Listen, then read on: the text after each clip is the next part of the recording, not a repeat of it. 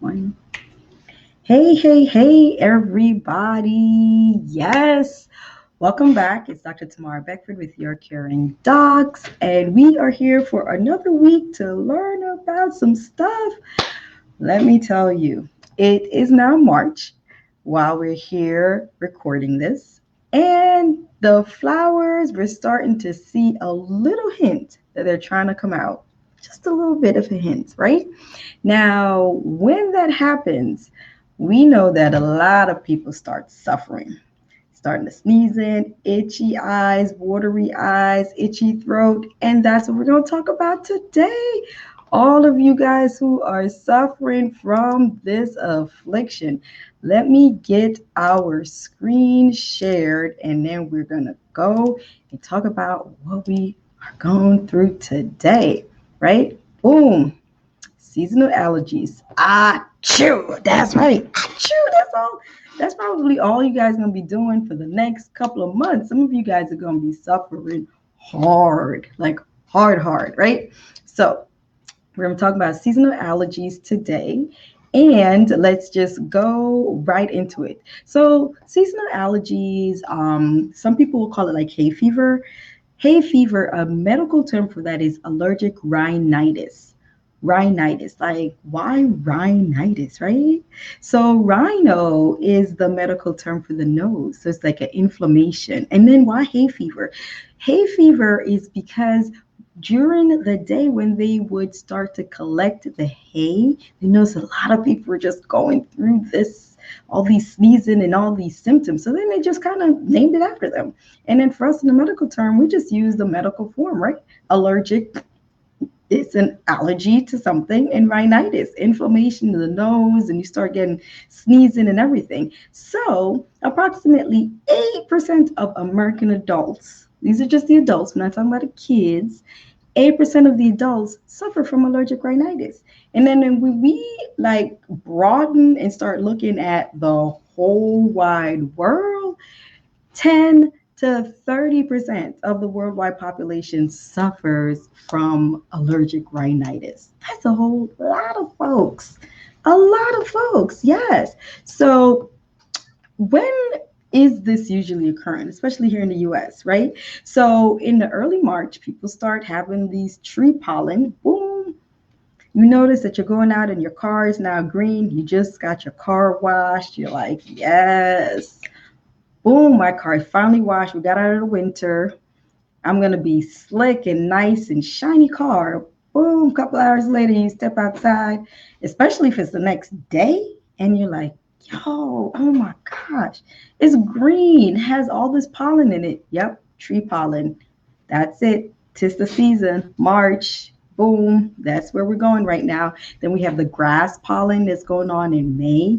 And then in July, you got the weed pollen that's just all over the place. And then in late August, you got ragweed. So for those people who suffer and are allergic to all of this is you. From March all the way down to August, boom, sneezing, watery eyes, everything, right? I'm telling you. So what are some of these symptoms as we've been discussing? Sneezing, runny or stuffy nose, right? Watery or itching eyes. You're like, oh my gosh, puffy eyes too, right? You're just walking around. Your sinuses, you start to have some itchiness there, itchiness in your throat. You're just like all the time. Your canals are just stuffy. Your sinuses are stuffy. And then you start having some post-nasal drip, right? You're just waking up in the morning and you're just like, oh my gosh, oh, what is that? That's your post-nasal drip. So those are the most common symptoms of allergic rhinitis, aka hay fever, right? However, there are some minor symptoms that most people don't get, but some people do get, or if you do get it, it's not as often. So those are headaches. Some people get some shortness of breath.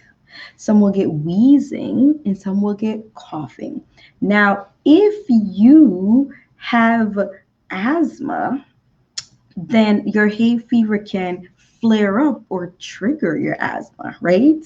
And that's what we will call an exacerbation of your asthma. So exacerbation, medical term for flare up Flare up of your asthma. So some people who have allergic rhinitis, aka hay fever, they also have asthma, and the hay fever can trigger their asthma. Yeah, so they're suffering double time. So, let's pray for those folks. Now, I know we're still in coronavirus season, right? We're not out of this pandemic. Now, last spring, you're like, Lord, I'm sneezing. Anybody sneezing? They're getting the side eye, like, okay, are they sneezing because they got allergies, or are they sneezing because they're about to spread the COVID, right?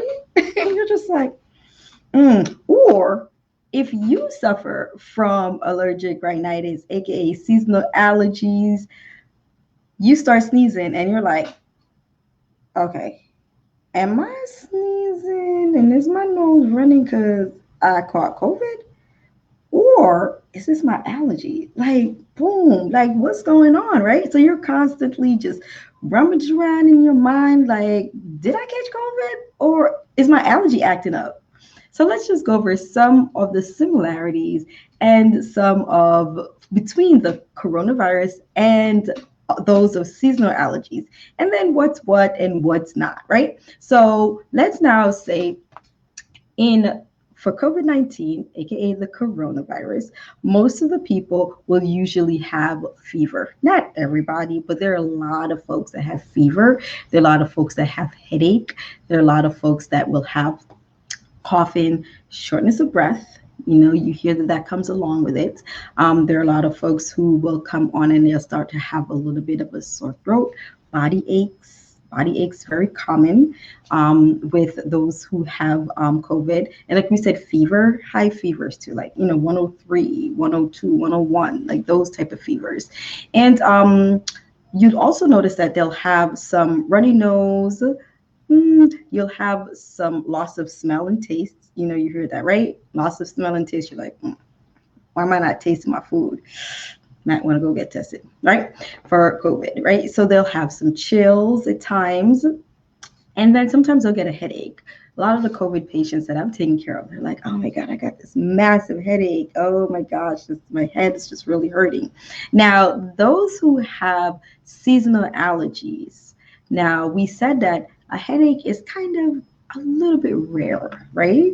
So a little bit rare. Now, you might have the congestion and your nasal congestion. Now, fever, that's not you, boo. That is not you, right?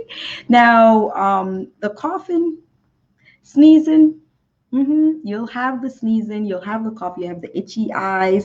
Most patients who have coronavirus, they're not running around. My eyes are itching. Majority of them are not. Now, those of you guys with seasonal allergies, now like you are rubbing those eyes and you're just like you barely look out because they're swollen. So that's a little bit more common for those who have seasonal allergies, right? Sneezing, more common those that have seasonal allergies. Now, believe it or not everybody who really has the coronavirus is up in there sneezing, but I'm pretty sure most of you guys who have seasonal allergies, sneezing is one of the things that you're definitely doing, right? Okay, so common congestion for allergies, loss of smell, runny nose, itchy eyes, and sneezing. That's more common for those of you with seasonal allergies, right? Okay, so next, how do we treat this? Now, most things in life, when you're discussing, they're like, you should try to blank, blank, blank. Majority of the treatment for seasonal allergies, some of the things that you're going to try to do is avoid whatever is your trigger as best as possible, right? I mean, you still got to live your life, right? But you're going to try to avoid most of the things that are your triggers. So what are some of the things that you're going to be trying to reduce? You're going to try to reduce by checking the pollen count, right? So if you look on your phone, the weather service will let you know, the TV on your news morning broadcast, they're like, the pollen count today is high. If you really don't need to be out during the highest portion of the day where the pollen count is the highest, you try to avoid that, right? Avoidance. Now, You're going to also limit those outdoor activities during that time. If you know that this is what's going to happen to you, you try to limit the activities during that portion of the day. Now, another thing that you're going to try to do is, I know you want to drop those windows down, especially those of you guys who are in the cold weather and you're up there and oh my God, it's been like freezing. We finally got spring coming. You want to drop the windows down. You want to have the music playing. Boom. There goes you and those allergies. So you're going to have to turn that window up. Boom. And you're going to have to use your AC. Unfortunately, you're not going to be able to do the drop top because you are increasing your risk of your triggers for your allergies. So you just got to use your AC. And if you are at home, you have to close those windows also and use your AC with a HEPA filter, right? In order to reduce the allergens or those triggers that's coming in and causing that reaction. Now, once you do return home from running your errands, you gotta just change those clothes. Can't run around because once you're outside, the pollen is just sticking onto your clothes. So the longer it's there, the more you're inhaling it, or it's on your skin, then the more you're going to increase your chance of your reaction, right? Which is your allergies to it. So you have to change your clothes. And if your pets are out there running around, Sparky just loves to roam around the neighborhood and just roam all over those flowers and rolling in the grass and then come on in and you hugging Sparky, guess what? Boom, that's right. You're going to be causing a trigger. So you're going to probably have to just wash Sparky or just limit your interaction during those times, right? You're going to, I know, you wash your clothes and some people like to get the fresh sun-dried feeling and the scent, and it's so airy and smells so nice and fresh. But during allergy season, you're going to have to dry those clothes indoors. Not going to be able to put them on the line if you can. Avoid that because all the little pollen is just honking on into your clothes, hugging your clothes. And guess what it's going to do? As soon as you bring that clothes inside, it's going to hug you and you're going to have your reaction. Now, if you are also known to have seasonal allergies, you just know it, like, all right, every March, this is me. Then you start taking your medications before the seasonal allergy seasons begin, right? So you start taking it around mid-February. You just start getting those medications in board to suppress that immune response that goes along with those seasonal allergies, right? So you are going to try to reduce your trigger by taking your medications in advance, right? All right, here we go.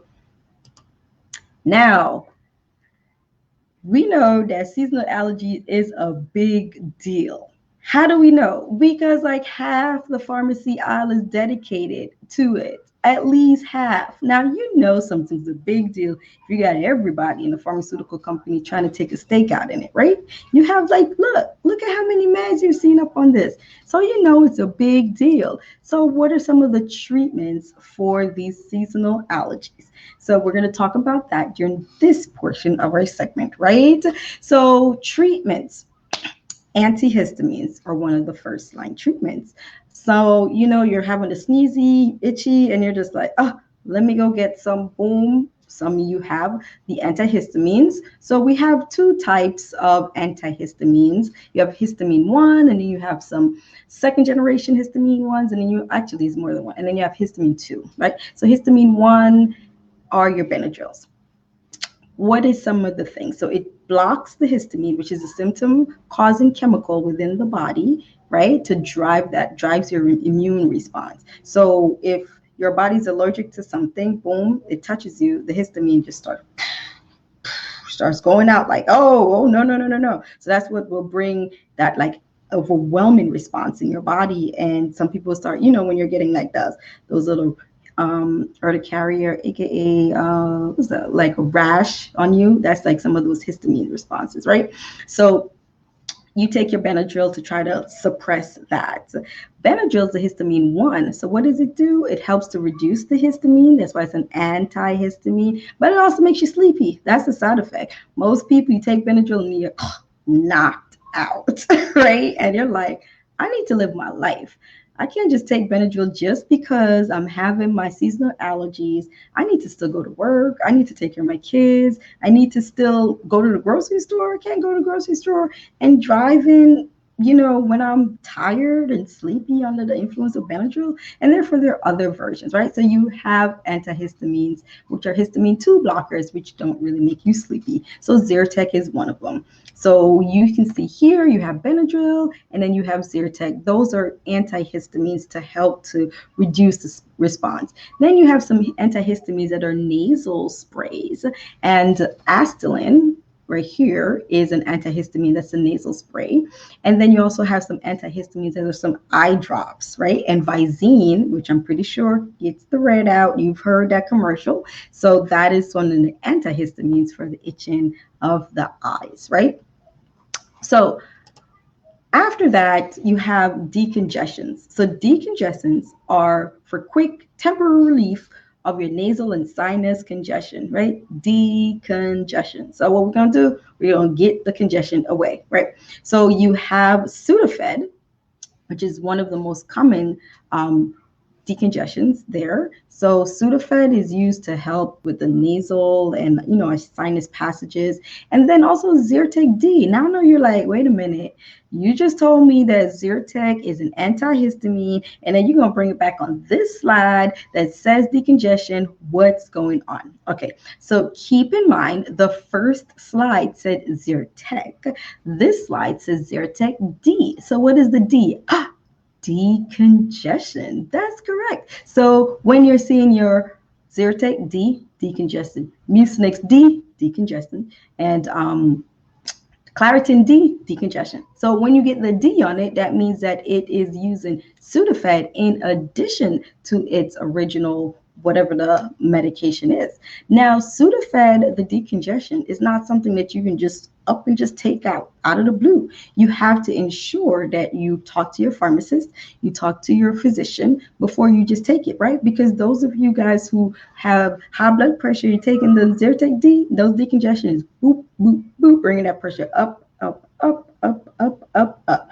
Yep, getting your pressure out of control. So talk to your doctor, talk to the pharmacist, let them know what medications you're on so that you can get some great advice before you just start taking and just popping those pills just like that. Nope, nope, nope. Same thing for Afrin. Afrin is a nasal decongestion, right? So you're taking it in order to help to decongest those sinuses. Your sinuses are here, here, and up here, right? So that's what's going on with our decongestion. Next, we got some corticosteroids. Corticosteroids they're steroids, right? So they help to suppress the allergy and the inflammation that's related to your seasonal allergies, right? So we have some nasal steroids that like the Rhinocort. So because of the fact that they're steroids and the nasal steroids, you're not going to take them for like excessively long period of time. They usually are taken for a short period of time. Why? Because you have this rebound effect. So you take it and it's like, finally it helped. And then you just continue taking it. And then all of a sudden now you're more congested, right?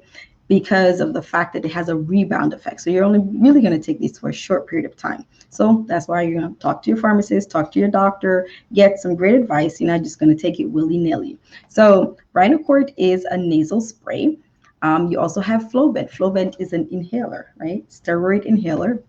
You have some of those steroid eye drops. Now, some of these medications are over the counter, but most of them you usually need a prescription for, right? So the prednisolone eye drops, those obviously you use as a prescription, and anything that you're putting in your eye, make sure you talk to somebody. I mean, I don't know about you, but I need my eyes. I need to be able to see. So I'm not going to just drop any old thing in my eye without really seeking expert opinion and ensuring that I'm not going to damage myself, right?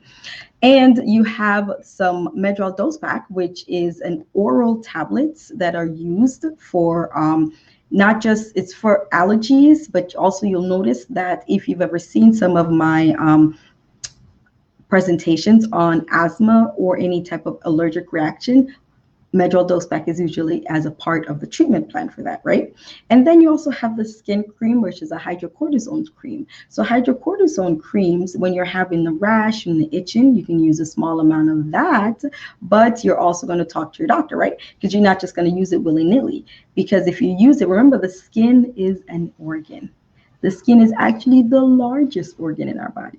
So if you have rash here, here, here, here, here, here, here, here, here, here, all over your body, and you just slather in that hydrocortisone all over your body, guess what you're doing? You're increasing, you have like a huge dose of medicine that just absorbed through the largest organ in your body, the skin, and you're just all over. So there you go, increase in your fact of you just overdosed on hydrocortisone, right? So a small amount in a small area, yeah, but you just lathering this all over your body, not good, not good. All right. So talk to your medical advice or talk to a pharmacist, get some expert opinion as to how to ensure that you're making sure you're giving yourself the best treatment and you're not just overdosing.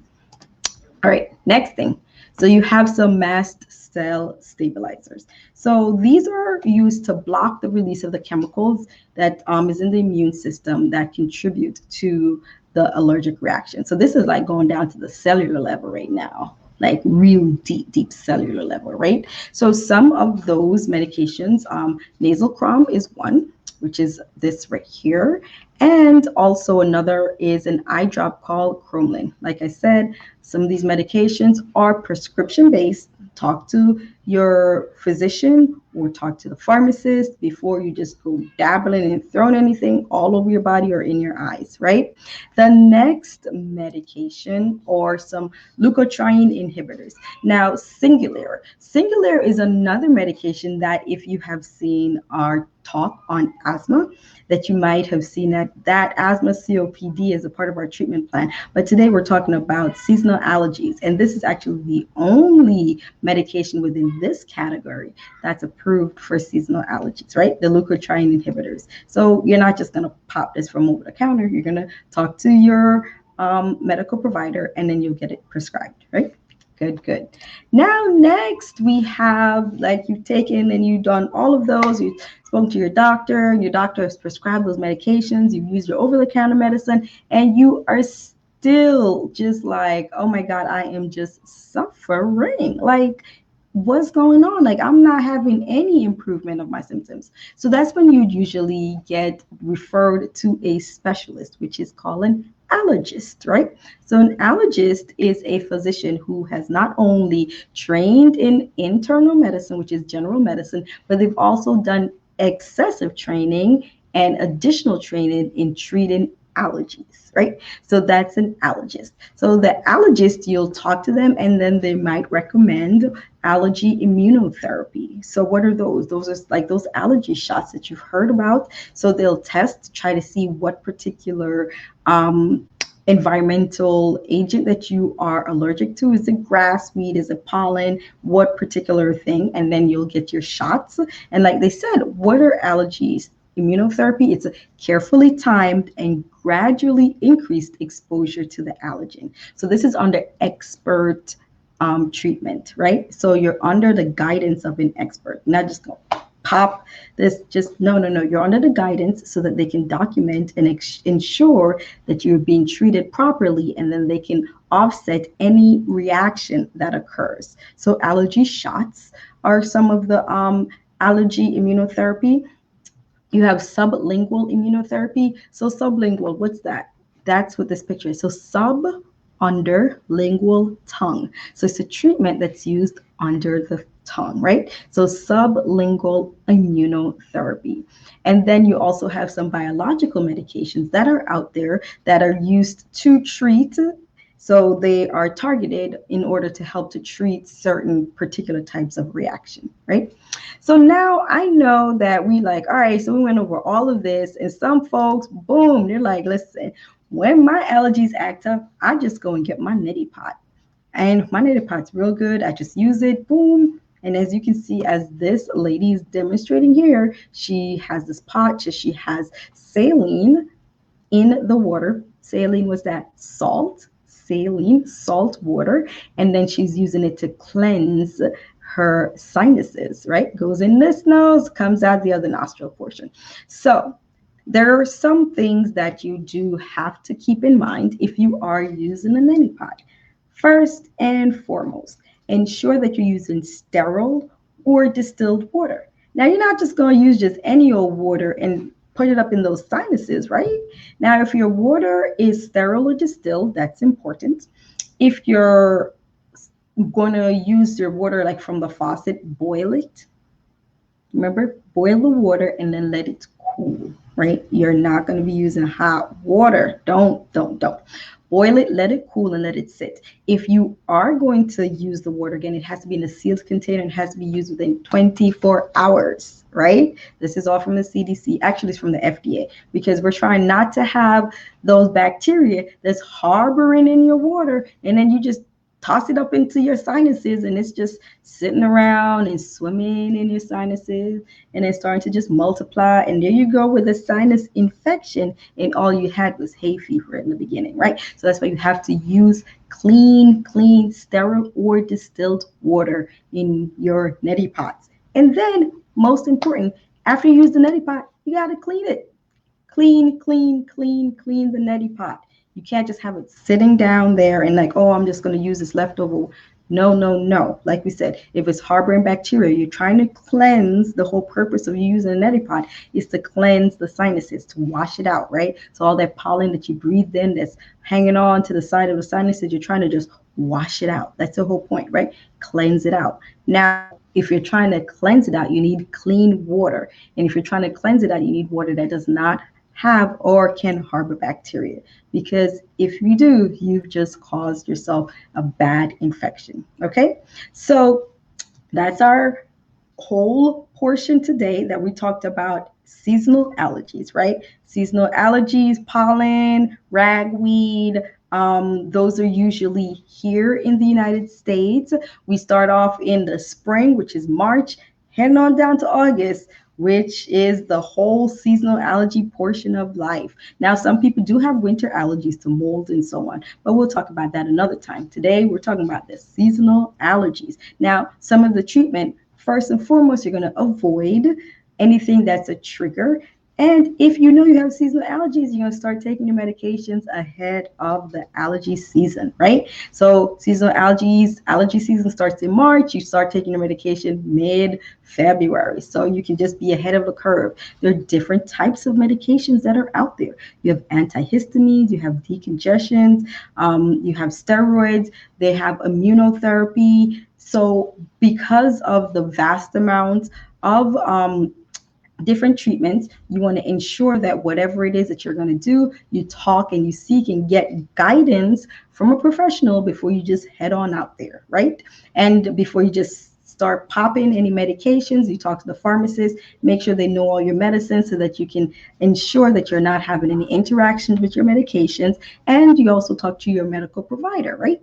So you can get through the seasonal allergy symptoms unscathed as much as possible, right? I'm Dr. Beckford. Thank you so much for joining us here at Your Caring Doc. We will see you next time with some great medical info. Now, if you like this info, come on, share it with somebody. Don't keep all this great info to yourself. Share, like, subscribe, and please do leave a comment. Let me know what else you'd like us to talk about, right? I will see you guys next time.